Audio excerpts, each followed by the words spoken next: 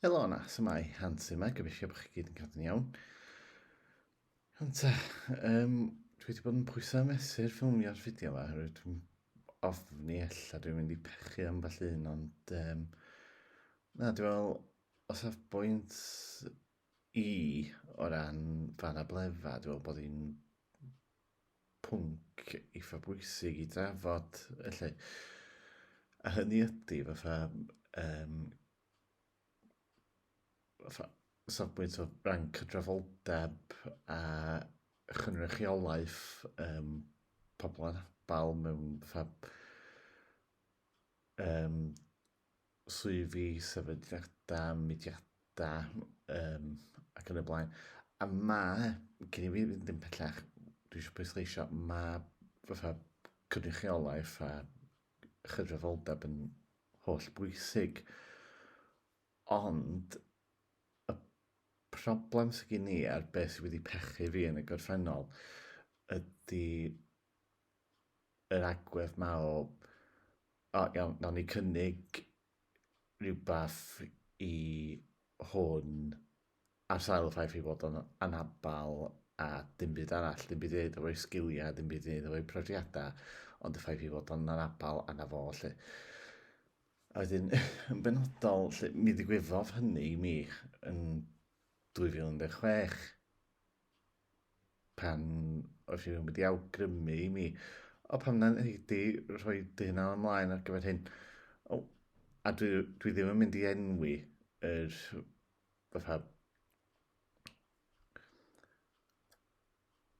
sefydliad na'r mudiad dan sylw, lle. Ond mi ges i rhywun yn gofyn i mi, wel, pam na i di am y cyfle yma, maen nhw eisiau fwy o bobl anabal i drio. Felly, mwyn i febyg sy'n ni'n cael y cyfle ar sail y ffaith yn mod i'n anabal a ddim byd arall, felly, dim diolch mewn fi. Ond safbwynt i yn bersonol, dyna'r sarhad fwyaf gyda rhywun, dyna'r sarhad fwyaf erioed i mi, lle. Cael rhywun yn cynnig rhywbeth i mi ar sail y ffaith yn mod i'n anabal a ddim byd arall, ddim byd i wneud efo'n profiadau na'n sgiliau na'n byd felly, ond y ffaith yn mod i'n anabal a dyna fo. Rhywbeth arall ar y llaw arall bod i'n digwydd eto yn 2016, oedd y tro gyntaf ges i cynnig swydd erioed o'r blaen. Dwi wedi trafod hyn o'r blaen, mae'n siŵr.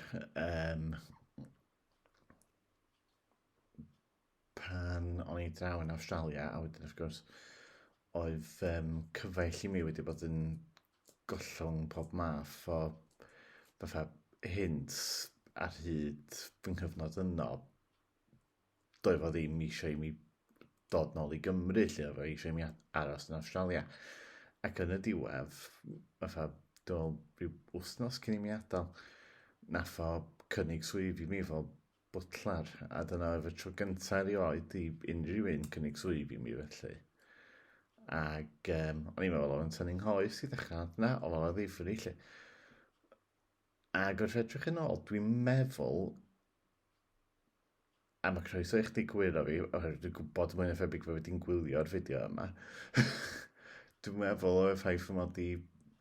ella y ffaith fy mod i'n cyfaill efo wneud cymwynas i mi, gwych. Ond hefyd, dwi'n meddwl bod y ffaith fy mod i'n siarad Cymraeg yn rhan fawr o hynny hefyd. A blaw am yr busnes visas, mae'n siŵr sy'n ni wedi derbyn. Rwan ta, mae'n siŵr bod nifer wedyn yn meddwl, be di'r gwahaniaeth felly ant rhwng rhywun yn cynnig rhywbeth i chdi ar sail y ffaith bod chdi'n anabal a rhywun yn cynnig rhywbeth i chdi ar sail y ffaith bod chdi'n siarad Cymraeg. Wel, y gwahaniaeth yn syml iawn ydy mae siarad Cymraeg yn sgil, mae siarad Cymraeg yn profiad, mae'n offer sydd gen rhywun i gynnig i rhywun arall. nid dyna be di anabledd. Anabledd ydi, yn yn achos i, rhywbeth ges i fy ngeni efo fo. A fatha, yr hydrocephalus yn amgolwg a'r gwendid lawr ochr de fy nghorff. Fatha, dwi ddim eisiau pobl i cynnig dim byd i mi ar sail y pethau hynny. Os dwi'n cael cynnig rhywbeth ar sail fy mhrofiadau a'n sgiliau, mae hynny'n hollol wahanol wedyn.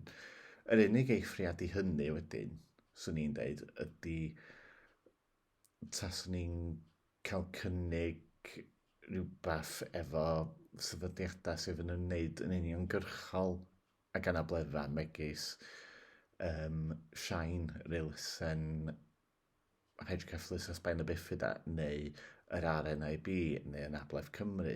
Achos, of course, mae angen fatha mewnbwn pobl efo anabledda mewn sefydliadau o'r fath yn naturiol felly. Ond mewn fatha sefydliadau, mudiadau eraill i fatha sydd ddim yn ymwneud yn uniongyrchol efo pobl anabal, mae cynnig neu awgrymu i rywun anabal, dylsach chdi trio am hyn, ar sail y ffaith fatha fy mod i'n anabal a ddim byd arall. Wel, bod dweud, dwi'n gweld hynny'n sarhaus braidd. Da chi'n mynd meddwl o reidrwydd bod gen i'r sgiliau, da chi'n mynd meddwl o reidrwydd bod gen i'r profiad, da chi'n mynd meddwl o reidrwydd swn i'n da yn y rôl, ond da chi'n meddwl, mae'n y cyfle fan hyn i ticio bocs. Dim diolch. Yn syml iawn, felly. A wedyn, pwynt arall o rhan fatha cydraddoldeb a chynrychiolaeth, gwrs, rhywbeth dwi wedi dechrau wneud yn gymharol diweddar ydy sgwennu. Ag yn yr hyn dwi'n sgwennu ar hyn o bryd, yn y stori dwi'n sgwennu, lle, mae gen i un cymeriad ar hyn o bryd sydd hefo anabledd, mae gan fod namgolwg, a wedyn heb mynd i fewn gormod i'r stori hyd yn hyn, lle. Mae'r ffaith bod gan fod namgolwg yn bwysig, felly dwi'n meddwl sa'r stori yn gweithio fel arall, tas fo ddim efo'r namgolwg, felly. Ond felly, efo rhywbeth fel yna, os oes yna reswm dros cynnwys cymeriadau hefo anabledda, yna mi na i lle, ond dwi ddim yn mynd i sgwennu rhywbeth sydd yn llawn dop o cymeriadau anabal, just mwyn cynnwys nhw. Mae rhaid bod yna reswm yn de, fel sydd yna hefo'r cymeriad yma hefo'r namgolwg. Felly, i gloi, achos mae hyn yn fideo eitha byr, yndi, ond safbwynt i, mae cydraddoldeb a chynrychiolaeth yn holl bwysig, mae'n bwysig iawn, ond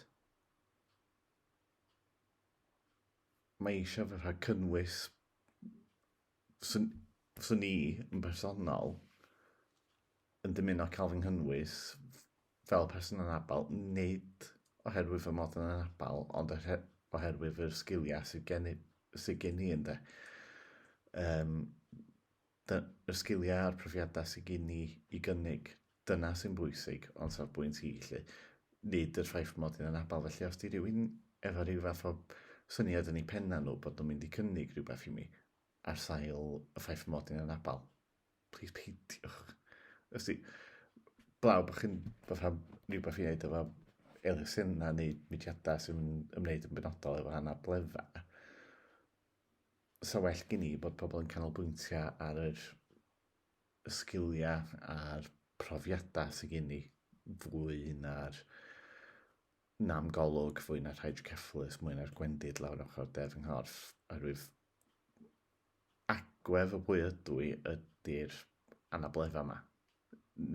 Nid fatha pob dim, lle. Dwi'n fwy na'r anabledda, mae gen i profiadau, mae gen i sgiliau, mae gen i fatha personoliaeth sy'n gwbl wahanol i'r fatha gwbl ar wahân i'r anabledda yma. Felly, na fo, felly, fod dweud, mae'n ffyrogi pe bynnag dwi'n cael cynnig rhywbeth ar sail y ffaith bod y person sy'n cynnig yn gwneud hynny oherwydd bod nhw'n meddwl bod gen i'r sgiliau a'r profiadau perthnasol mwyn cyflawni'r rôl. Os di rhywun yn cynnig rhywbeth i mi ar sail y ffaith fy mod i'n anabal, ar wahân i fatha mudiadau elusennau ac ati sydd yn ymwneud ag anableddau'n uniongyrchol felly. Ond ar wahân i rheini, os mae rhywun yn cynnig rhywbeth i mi ar sail y ffaith fy mod i'n anabal a ddim byd o gwbl i wneud efo'n profiadau na'n sgiliau, dim diolch bydd yr ateb pob tro heb eithriad. Felly, gwybodaeth felly rhag ofn bod rhywun yn meddwl cynnig rhywbeth i mi yn y dyfodol ar sail y ffaith fy mod i'n anabal. Heblaw bod eich gwaith yn ymwneud yn uniongyrchol ag anabledda, na bydd yr ateb, dim diolch.